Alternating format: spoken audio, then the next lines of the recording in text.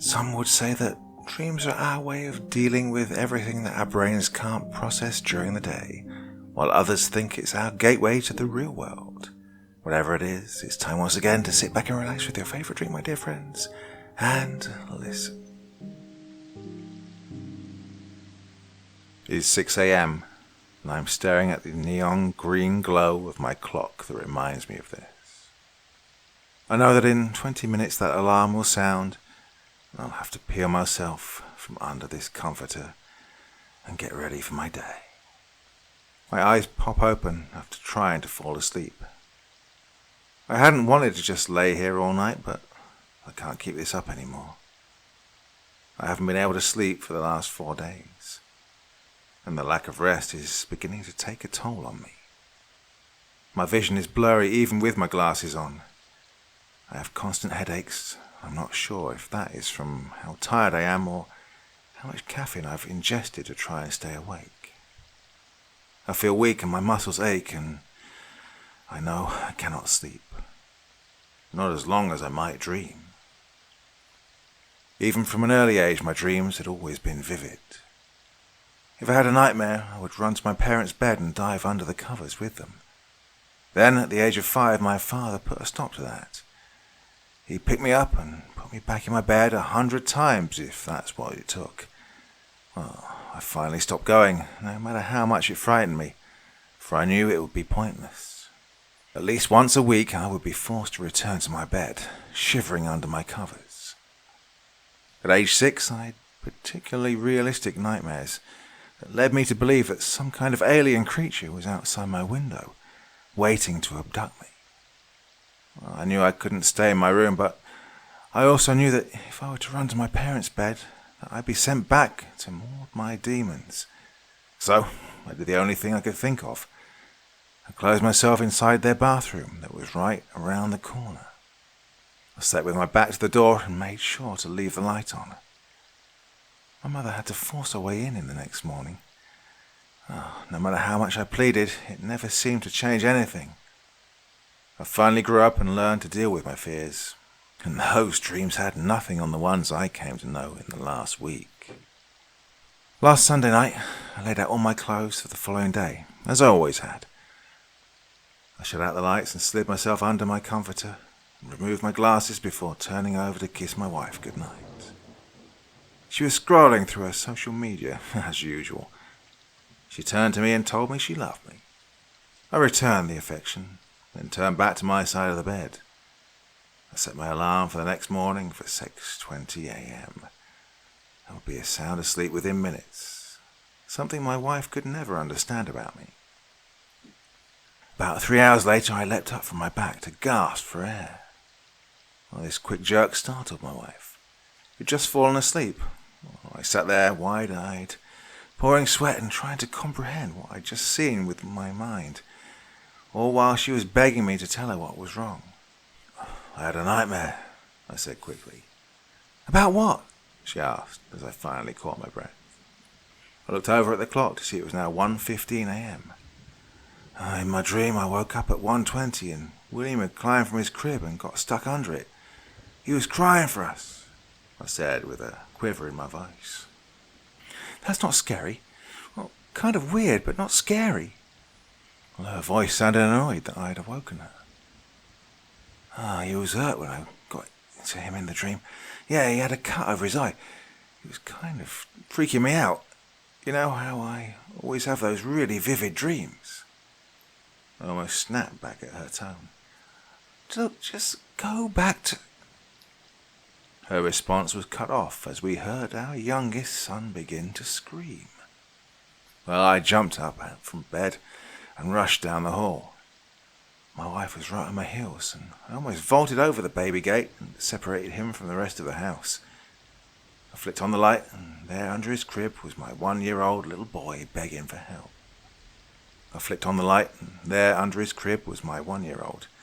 We pulled him from underneath, and sure enough, there was a scrape over his left eyebrow that oozed some red viscous liquid. My wife gasped and dipped into the bathroom in the hallway. She got a wet rag and brought it to me. We cleaned him up to see that the gash was long but not very deep. No, he wouldn't need stitches. Well, it took about 15 minutes to calm him down and get him back to sleep. We turned out his light and returned to our room. As I went to lay back down, I noticed the clock read 1:35. It had been 1:20 when William fell. I felt a chill run up my spine at the thought of it, but I knew if I brought my wife's attention, then she'd just say it was a coincidence and tell me to go to bed. And so, I did just that and tried to put the thought to the back of my mind. I shuffled through my work the next day, as usual. Most of my time was spent in front of a computer, simply staring. I couldn't concentrate on work with visions of last night on repeat in my head. Before I knew it, the day had come to an end, and I was making my way back home. My wife and 2 sons sat down for dinner, as always. They spoke about their respective days, but their voices were simply murmurs in the back of my thoughts. I pushed my food around on my plate and tried to seem like I was paying attention. We finished, and as my wife cleaned the dishes, I made sure the boys were ready for bed. James was the oldest son by 5 years. It had taken my wife that long to convince me to have another. Well, she desperately wanted to have a daughter, but I told her I mustn't make little girls. She always scoffed at that. James was good about getting himself cleaned up and dressed for bed, and I'd be left to wrestle with William during bath time. He loved to splash around and play. We both needed a towel when he was done. I'd almost forgotten about the previous night while playing with him. Well, and his little ducks and boats and fish in the water. But the mark on his head pulled me back to reality. I tucked them both in with kisses and good nights. One final, "I love you," came as I turned out the lights and pulled the door almost closed at each bedroom. Again, I prepared my clothes for the following day and found my way to bed where my wife was waiting. We said our goodnights, and the only light remaining would be the dim glow of her cell phone.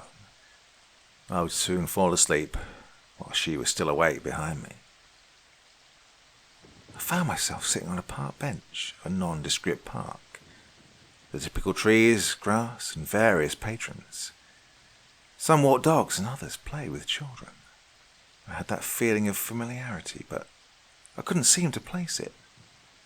I just sat there alone, watching everyone go about their fun. And then the normalcy was broken by the sound of squealing tires and crunching metal. I stood up and turned around to notice a horrible vehicular accident on the street just behind me. A semi-truck had buried itself deep into the side of an ambulance. The driver of the truck had obviously been very surprised by the incident. He sat shocked in the cab for a moment before putting himself into reverse. People from the park ran to check on the passengers of the emergency vehicle. But my body stood motionless during the whole spectacle. 3 men pried at the side doors, but they wouldn't budge, so they ran for the back. The bay doors of the ambulance finally gave way and everyone stumbled back at the sight. My dream shifted, and I was standing at the doors. You couldn't make out that there had ever been people inside. Oh, it was a crimson-stained painting depicting viscera as the main focal point. It hung from the roof and instruments inside like garland at Christmas. As I jolted from sleep, the overwhelming urge to regurgitate what little bit of the spaghetti I'd consumed at dinner was unbearable. Well, I ran for the bathroom, and once my meal was all gone, I sat there on the cold tile wondering what had gone on. The entire nightmare had been so real that the odor of warm flesh and blood still permeated my nostrils. It took a good hour for me to return to sleep that night, hoping that would be the last of my dreams. Tuesday was much like the day before, but this time my head was filled with the gore of the previous night. I could barely concentrate, and my boss could tell. When he asked how I was doing, I simply told him, well, I hadn't slept well. He seemed to be concerned and sent me back home. I didn't protest because I could always use a day off and I was still tired from the previous night. My wife was fairly surprised when I walked in at 3 o'clock. She looked at me with concern. "Everything all right?" Boss let me off early," I lied. She would dig deeper and I'd have to confess my secret. I didn't want to bring up last night's dread. I just gave her a nod and found my way to the bathroom. She called from the kitchen to let me know that James was home from school. I could hear the two talking before my wife stood outside the door. "Oh, since you're home early, James thought we might go to the park," she hummed. I turned to face her and tried to hide my shock. Well, I resisted at first, but her prodding continued. And soon I had no choice but to join and found myself sitting on a bench while my wife and two sons played. I'd check her over my shoulder, again and again. I had the strangest feelings, the kind that fills you with dread, those moments of uncertainty amidst a coming fate, those ones that dig at you and leave you agonizing as you wait. And then, out of nowhere, I heard sirens begin to blare. To my left came a white bus adorned with red lines and letters. The lights flashed rapidly as it sped down the street. My whole body turned to look at the adjacent street. There rolled the dark blue semi, just like in my dreams. Jumping from a bench, I started with a brisk walk that quickly turned into a sprint. Well, I wasn't sure what I would do when I reached the street, but I had to do something. I stopped at the sidewalk and waved my arms over my head. I hoped that the trucker could see me, but his face was turned down instead. The scene slowed down to nothing as I saw it on repeat. The chrome grille of the truck buried deep in the side of the emergency vehicle and shoved it a good 10 feet. People came running from all over, even my family. I quickly stopped them all and told them to just stand back. I knew what was to come, and that's something I couldn't let them be a part of. We rode home in silence. Didn't even look at my wife. Could feel her putting her daggers in me from the passenger seat. She'd seen me run out there shortly before, and I can only assume she wanted to know more. Well, she let me retire to our room and put the boys to bed. When she came in after me, well, she could tell I was shaken. I'd sat on the bed and not moved an inch. My face had turned as white as a sheet, and I didn't even look up as she came closer. Oh, she couldn't help but ask, "What happened today?" I finally looked up and had fear in my eyes. I wasn't sure how to answer without sounding insane. The whole thing made no sense. It was completely impossible. How could one person's dream become reality? The words came out without me truly thinking. "I knew what was going to happen today." Well, she seemed visibly shocked. "How could you have possibly known what would happen?" she quizzed. I detailed my entire dream of the night before. I told her that once I'd reached the park, I realized that was the same one from my nightmare. Her eyes came wide once I started drawing out details, and when she asked what I saw when I went to the doors, I simply said, "Oh, you don't want to know." We both laid in the dark, unable to shut our eyes. She out of worrying, myself from what I'd see once I did. I watched my clock for a few hours, and the last time I remember, it read 11:48. I found myself waking up every 30 to 40 minutes. I look at the clock and adjust myself in bed. God, I couldn't get comfortable, and I was afraid of what I might dream. I saw the neon numbers read 6 a.m., and I slid from my bed quietly amidst the dim light of dawn. My feet carried me down the hall and into the garage. I took a step down into it and over to my safe. I put in the combination and pulled down the latch. The door opened with a creak and rested to the side. Within was important paperwork, spare money, family heirlooms, and a .22 caliber rifle that had been passed down in my family for generations. I reached in, grabbing hold of the stock with one hand and a box of ammunition in the other. One round became chambered quickly, the bolt dropping in place. I dropped the rest to the floor before returning to the house. I left doors open as I crept across the floor. I stopped at James's bedroom door. Pushing it open with the barrel of that small hunting rifle, The sunlight passed through the curtains and landed gently on his sleeping face. In seconds, I was standing over his bed, the muzzle pressed gently against the temple of his head. I released the safety, which caused him to wake up. "Daddy," James said with a tear in his eye. A click could be heard as my finger applied pressure to the trigger. At that very moment, my clock reached 6:20. My alarm wailed and jolted me awake. My heart wanted to run from my chest. Sweat welled up from each pore and puddled on the bed. I ran from my room, knocking over a chair as I found my way to his room. I forced open the door, and the sound woke up James. He screamed, not knowing what was happening. My wife came running after me to make sure everything was okay.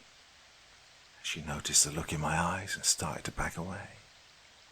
I swore to my son that everything was all right. I told him to lay back down, and I pulled the door closed.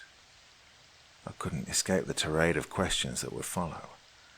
My wife could not understand why I would startle our child like that. "What in the hell were you thinking?" she scolded. Her hands were on her hips and her brow furrowed deep. I could tell she was 2 seconds from laying a palm across my face. I'm sure the only reason she hadn't was because of what I'd endured at the park. My head hung low and I was unable to explain. How could I tell her I dreamt of killing our little boy? I simply shook my head and apologized. I did my best to prepare for work, but I had no idea how I was supposed to be productive with all of this weighing on my mind. On Wednesday, I'd been sitting at my desk, barely doing any work for 3 hours, when my boss tapped me on the shoulder. When I turned around, he was accompanied by 2 uniformed police officers. They informed me that he had a couple of questions for me. I always thought they had you come downtown for things like this, but they simply had me sit down in a conference room at the end of the hall. "Mr. Thompson, we have reports that you were the first person to approach the scene of the accident yesterday afternoon," the larger of the 2 prodded. I reaffirmed this as he continued. "What exactly were you doing at the park?" "Well, I left early that day and my family wanted to spend some time together at the park," I answered hesitantly. The smaller one made notes on a pad at the corner of the table. "An eyewitness said you were trying to flag down the trucker right before the accident. I'm guessing the driver didn't see you." The question came as I thought of my dream. I responded in a matter-of-fact tone. That asshole wasn't paying attention. He was looking down at something on the floorboard." The 2 cops looked at each other and nodded. "Yeah, that's what we thought. Yeah, we just wanted to see if your side of the story matched up with the other reports we had. We're sorry for taking up your time. You have a nice day, Mr. Thompson," he said quickly before they both stood up and exited the room. I sighed and rested my head on the conference room table. Well, this was becoming more than I could stand. Why was this happening? What made my dreams come true? And then I realized that they didn't come true. I hadn't shot my son at all. Maybe it was all just a coincidence, and I was making this a bigger deal than it really should be. I just sat there with my head on the table. God, I was so tired, and soon I was snoring in the conference room. My eyes were focused on the room-height window of my office building. We operated out of the 8th floor of a 10-floor building, and I was standing between my cubicle and a co-worker's when I noticed an accountant that had been auditing us the past month come running by me. He had an office chair out in front of his body, and he moved at full speed right at the window. Before I could blink, the chair forced through the pane, and his body fell over top of it and out into the open air. I stepped to the edge and looked down at the mangled mass of what used to be a slightly balding, overweight 45-year-old man in a cheap suit. When I sat up in the conference room, I barely blinked. These visions had become so common now, it was starting to seem normal. I stood up from my chair to watch across the office. I waited and waited, but no man ran for the window. I decided to return to my desk and try to finish my day. I had only 30 minutes left before I could head back to my home, to my family, when a ruckus came from the back door of our floor. Papers flung down to the carpet as a mail cart was overturned in the fray. Within seconds, I was standing just outside my cubicle, and I was passed by the accountant again. The shattering glass made me flinch. I just stood across the room, staring at the open window. I didn't need to look down, because I knew what would be waiting for me if I did. I picked up my things and left the office without saying a word. I didn't go straight home. I pulled into a small pub down from the street where I work. I sat on the stool, and the bartender noticed the look on my face. He attempted to be social and asked if I wanted to talk about it. I shook my head and simply said, "Scotch on the rocks. Make it a double." The clinking of those frozen cubes was heard, and then the gurgle of that amber liquid filling the glass. It slid to me, and I finished it quickly. "Keep 'em coming," I said. He refilled my glass, and I sat there tossing them back and trying to find some kind of answer. Why had everything else come true but the gunshot? This question kept rolling through my head. And 5 drinks in, it finally hit me. I woke up before I shot James because I would never actually do that. I quickly paid my tab with a $50 bill and left the rest as a tip. The bar stool almost toppled. I left in such a hurry. I scrambled, shoving my hand down in my pocket for my phone. I stepped out of the door to look down at the screen. Well, it had been on silent, but I had 10 missed calls from my wife. I knew I was in trouble, and would be even in more if I came home smelling like a brewery. I called her back and let her know that I was okay. I also told her that I needed a ride because I'd been drinking. Well, she'd be quite happy to see me, I'm sure. She had to take the boys to her mother's house before driving 30 minutes to pick me up, and the annoyance was easy to read. I apologized again and again before telling her what I'd realized about my dreams. She didn't believe a word of my drunk rambling, and pretty much just told me to keep my mouth shut, or she'd leave me to stumble my way home on foot. When I got home, I made a pot of coffee and drank almost the entire thing. My wife was so upset with me, she didn't even ask if I was coming to bed. She just left me in the kitchen, sipping from my mug. I had to keep myself awake. That was the only solution. It'd be harder now that I'd taken down so much scotch, but I was determined. I tried not to sit still for too long and found little projects I hadn't finished to keep me busy. I replaced a couple of wall outlets I'd intended to change a couple of months ago. The car needed an oil filter, and I knew that would keep me going for a bit. I reorganized my tools in the garage, but as I passed my safe, I kept my distance. I didn't even want to think about opening that anytime soon. The guest bath commode was clogged, so I got that draining.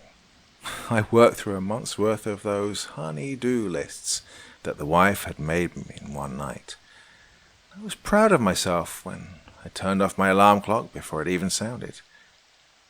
I actually felt somewhat revitalized and got ready for work, gone in record time. Well, the next night would not be so easy. The newfound energy I had was from my body catching a second wind and being boosted from the caffeine. And when I crashed the following afternoon, I crashed hard. I could barely crack my eyes open, but I kept typing away at my computer. I had to keep my body moving or I would go to sleep.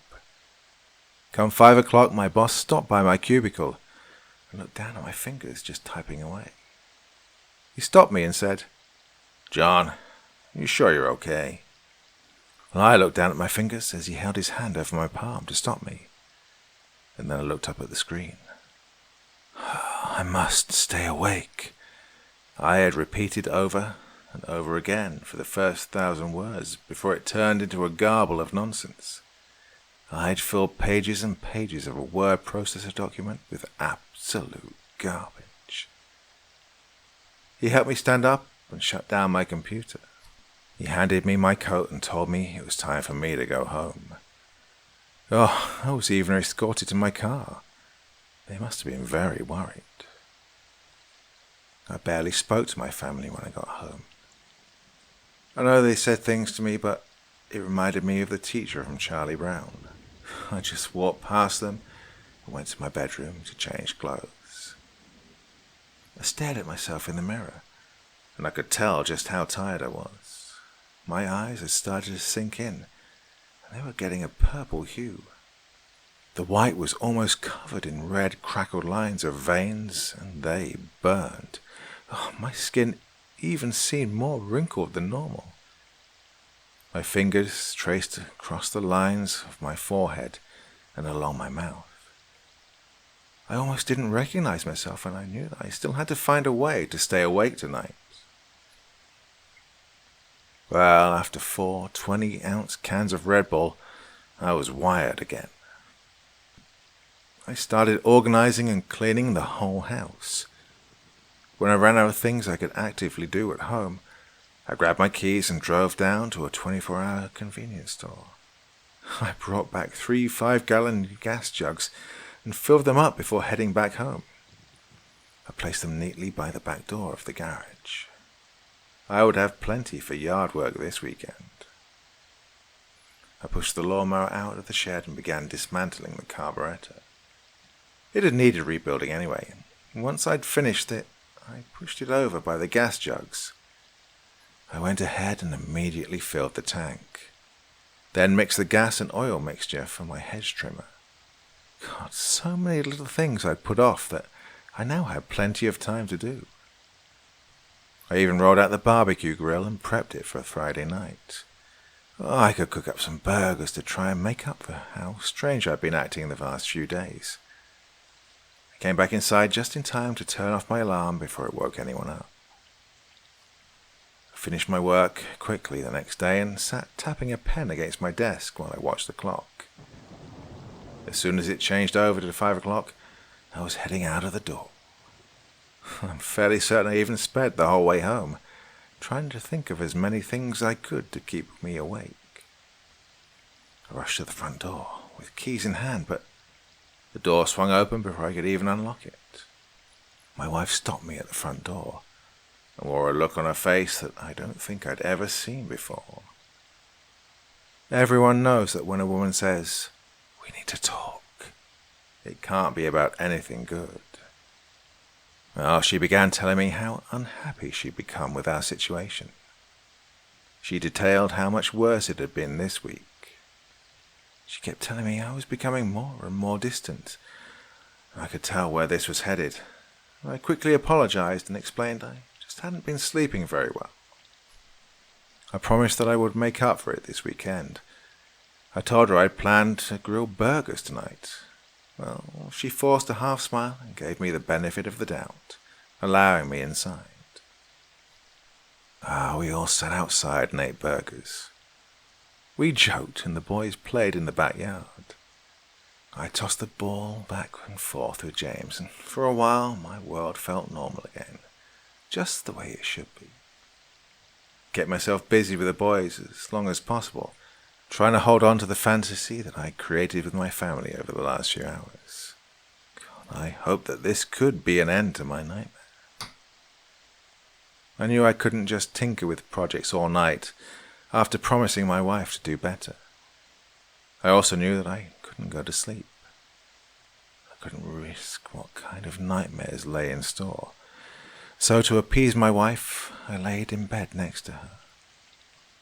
I sat there watching the clock with my eyes wide until she fell asleep, and then I got up and kept myself busy. As soon as the sun started to rise, I went out to the yard to work on cleaning up trash, cutting the grass and trimming the hedges.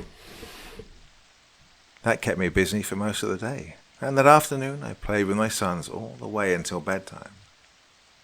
I would repeat this process of keeping my hands busy during the day with any minor fix I could think of around the home and then spend as much time as possible with the boys at night.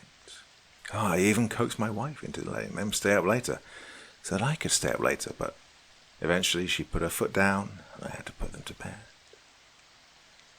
I stood under the comforter and put it up to my ears. I turned toward the clock and waited. I watched as 9 o'clock became midnight. She was still playing on her phone, and I knew I couldn't get up until she fell asleep. I was cursing her in my head, because all I wanted to do was get up and move. Eventually she went to sleep, but she kept moving and made me believe she would wake up while I was working. But before I knew it, my eyes were drooping. They felt so heavy, and I wasn't sure how much longer I could keep them awake. And then it was 6 a.m., and I'm staring at the neon green glow of my clock that reminds me of this. I know that in 20 minutes that alarm will sound. I'll have to peel myself from under this comforter and get ready for my day. I feel my eyes close for a moment, fluttering in and out of sleep. When I couldn't take it any more, I got up from under the blanket, but my wife didn't say a word. I crept down the hall and toward the back door of the kitchen. I would at least head out into the night air for some fresh air. I almost felt like I was going to suffocate laying in bed, and maybe the chill of the late hour would snap me back awake. I quickly pulled open the door and smiled slightly as the cool air brushed against my cheek. As soon as I exited the back door, my smile faded, the aroma of smoke breaking down my concentration. My eyes quickly darted to the back of the garage, where light flickered upon the ground. A stray ember from the grill had somehow ignited dry grass clippings that I had yet to tidy up. And the grass was ablaze and headed for the canisters of gasoline. I rushed toward them, but before I could manage a rescue, they both had been consumed by fire. An explosion echoed throughout my neighborhood as my body was flung back almost 20 feet. The masonite siding lit up like the 4th of July before I could even scramble to my feet. The embers lapped at the walls and rolled in through breaking windows. The screaming of those I loved most was heard for a short time, before the sound was snuffed out by the smoke and flame. My eyes open wide, and it's 6 a.m. And once again, I'm staring at the neon green glow of my clock.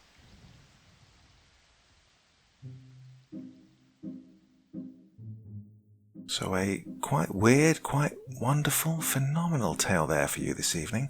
What did you think of that one? I'm not quite sure what to make of it myself, but I did very much enjoy reading it to you all. So your thoughts, feelings, and anything else you might want to, let me know about in the comment section below the video. And of course, as ever, I will do my best to reply to as many of you as I can. When I was away in Turkey last week, and I have to be honest with you, it was a bit tricky getting all the videos ready for you, and I'm just about catching up. So tonight's was a bit of a struggle, but I got one to you, as I always do on a Monday evening. Hope you like that one. If not, let me know. But I will be back again, once again, on Wednesday. Another vid on the second channel tomorrow night. But until then, very, very sweet dreams, and bye-bye.